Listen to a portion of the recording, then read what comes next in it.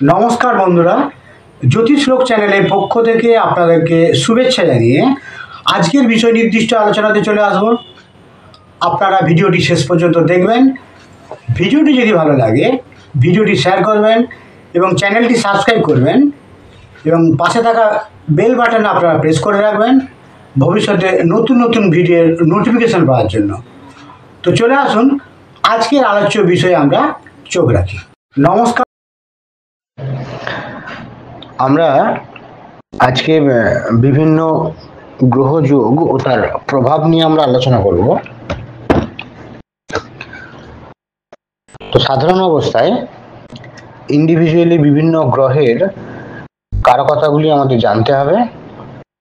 তারপর আমাদের সেই গ্রহগুলি যখন পরস্পরের সঙ্গে সংযোগ তৈরি করবে তখন কিন্তু কি ধরনের রেজাল্ট আমরা পেতে পারি এবং তার প্রভাব আমাদের জীবনের উপর কিভাবে পড়ে সেই সম্পর্কে আমরা আলোচনা করব। তো সাধারণ অবস্থায় আমাদের যে একটা ধারণা থাকে কি যে পাশাপাশি কোনো দুটি গ্রহ অবস্থান করলেই গ্রহযোগ তৈরি হয়,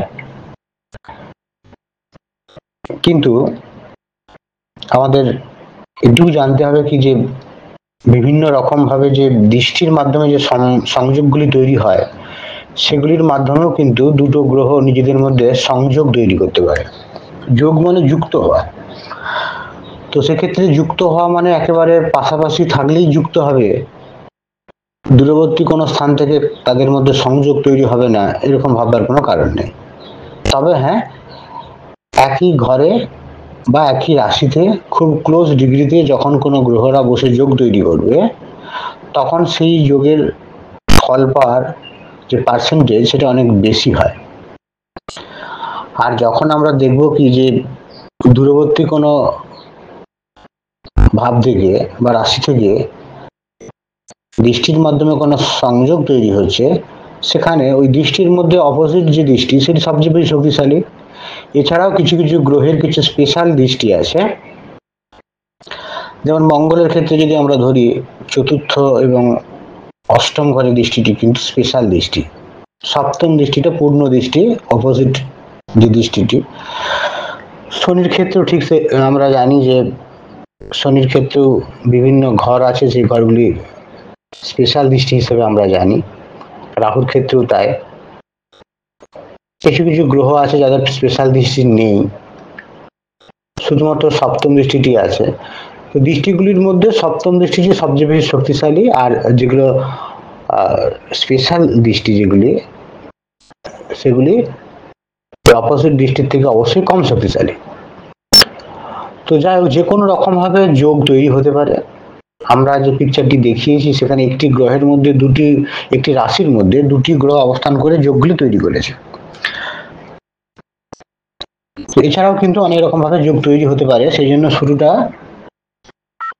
শুরুতেই ক্লিয়ার করে দেওয়া হলো যে যোগ মানে সবসময় যে দুটি গ্রহ পাশাপাশি অবস্থান করলেই যোগ হবে তা নয়। তবে হ্যাঁ, ক্লোজ ডিগ্রিতে একই রাশিতে অবস্থান করলে তার ভালোই হোক আর খারাপই হোক, যোগের একটা যোগ তো মানুষের জন্য ভালো কিছু আনতে পারে, আবার নেগেটিভ অবস্থা তৈরি করতে পারে। তো যদি তাদের মধ্যে সংযোগটা খুব খুব ক্লোজ হয় ডিগ্রিগত দিক দিয়ে এবং একই রাশিতে অবস্থান করে, তখন সে ভালো ফল দেওয়ার ক্ষমতা থাকলে গ্রহ দুটির ভালোর দিকের ফল বৃদ্ধি পাবে। আবার যদি নেগেটিভ ফল দেওয়ার ক্ষমতা থাকে তাহলে নেগেটিভ দিকে ফল দেওয়ার ক্ষমতা বাড়ে। তো চলে আসছে আমাদের আজকের আলোচ্য টপিকে। প্রথমে আমরা যে যোগটি নিয়ে আলোচনা করব চন্দ্র শুক্র।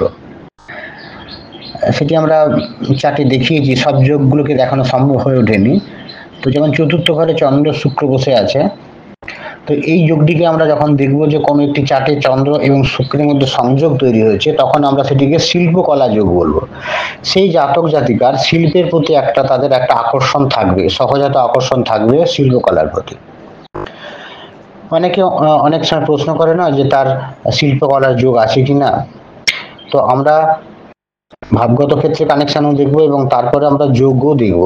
কারণ ভাবগত যে কানেকশন সেটাকে শক্তি আরো যদি আমরা দেখি যে ভাবগত কানেকশনের পরেও যদি আমরা দেখি যে যোগ তৈরি হয়েছে, তাহলে কিন্তু সেই কানেকশনটা আরো জোরালো হলো। যে কোনো কানেকশন যখন শক্তিশালী হয়, জোরালো হয়, তখনই সেটি বাস্তবায়িত সম্ভাবনা কিন্তু বাড়ে। তাহলে চন্দ্র শুক্রের যদি আমরা সংযোগ দেখতে পাই কারো চার্টে, সেক্ষেত্রে আমরা ধরে নিচ্ছি কি সেটি একটি শিল্পকলা যোগ। দ্বিতীয় চলে আসবো আমরা মঙ্গল এবং শুক্র। আমরা জানি যে দুটি বিবাহকারক গ্রহ, মঙ্গল বিবাহকারক গ্রহ, শুক্র বিবাহকারক গ্রহ।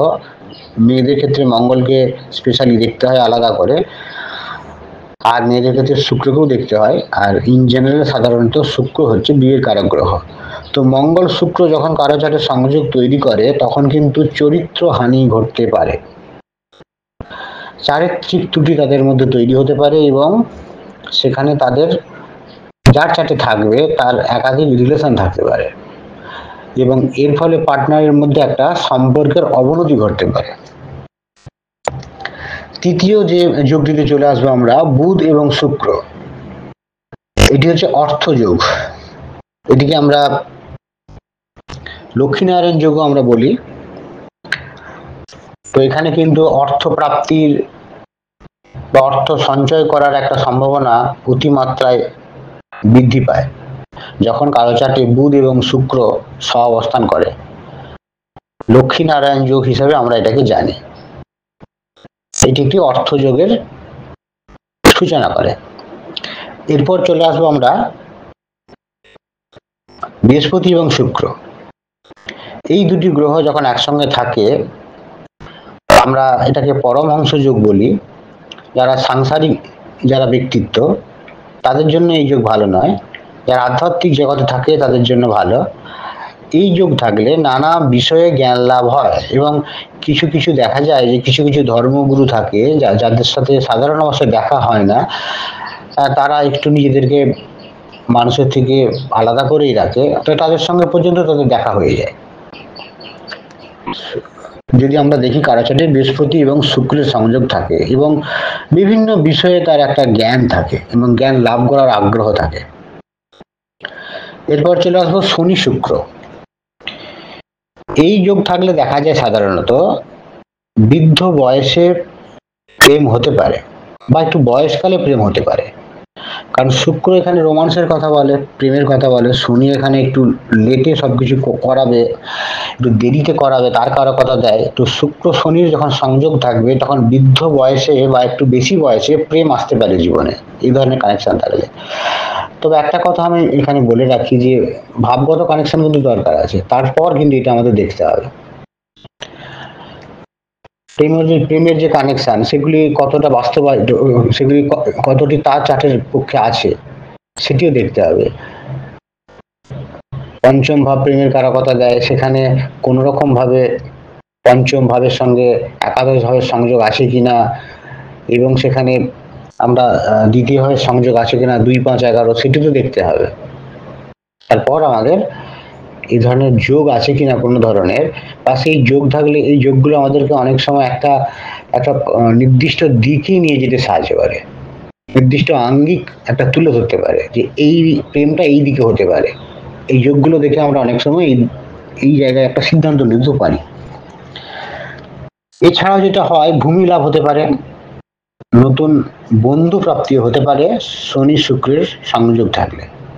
রবি শুক্র এটাকে আমরা জানি যে দারিদ্র যোগ ও বিচ্ছেদ যোগ। দারিদ্র মানে গরিব হয়ে যায় নয়, এখানে ইচ্ছে পূরণে বাধা। ইচ্ছে পূরণের ক্ষেত্রে অনেকটা আগেই থেমে যেতে হবে, কারোরই 100% ইচ্ছে পূরণ হয় না। আমি যখন কারো চাকরি রবি শুক্রের কানেকশন থাকে তখন দেখা যায় কি তার যে ইচ্ছেগুলো সেগুলো 40% আটকে যাচ্ছে, 30%, 40%। সাধারণ অবস্থায় আমাদের 70-60% পর্যন্ত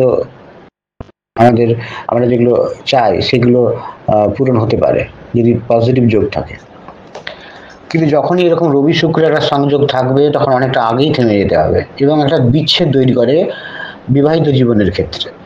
কারণ রবি একটা ইগোর কথা বলে, শুক্র রোমান্সের কথা বলে, দুজনের মধ্যে সংযোগ তৈরি হয়েছে।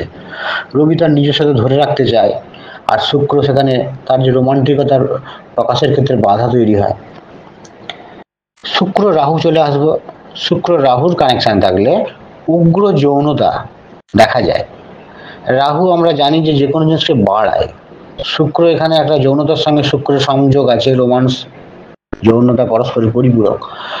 তো সেখানে রোমান্স মানেই যে যৌনতা আসবে তা নয়, কিন্তু তাহলেও কিন্তু শুক্র একদিকে যেমন রোমান্সের কথা বলে, আবার শুক্র যদি পীড়িত থাকে কারো জাটে তখন অতিরিক্ত কামক ভাব লক্ষ্য করা যায়। একই গ্রহ তার একাধিক কানেকশন থাকতে পারে। তাহলে শুক্র রাহুর যখন সংযোগ তৈরি হবে, শুক্র যদি পীড়িত থাকে কারো জাটে এবং রাহুর তার সঙ্গে আবার যদি রাহুর সংযোগ তৈরি হয়, উগ্র যৌনতা লক্ষ্য করা যেতে পারে। শুক্র আর কেতুর যদি সংযোগ তৈরি হয়, সেক্ষেত্রে জটিল দাম্পত্য জীবন লক্ষ্য করা যায়। দাম্পত্য জীবনের ক্ষেত্রে অনেক জটিল এবং কঠিন অবস্থা তৈরি হতে পারে এবং এটা বিচ্ছেদের দিকেও নিয়ে যায়। কেতু বিচ্ছেদের কথা বলে, একটা দেয়াল তুলে দিতে পারে। সেই হিসেবে শুক্র কেতুর কানেকশন থাকলে বিচ্ছেদের দিকেও নিয়ে যায়।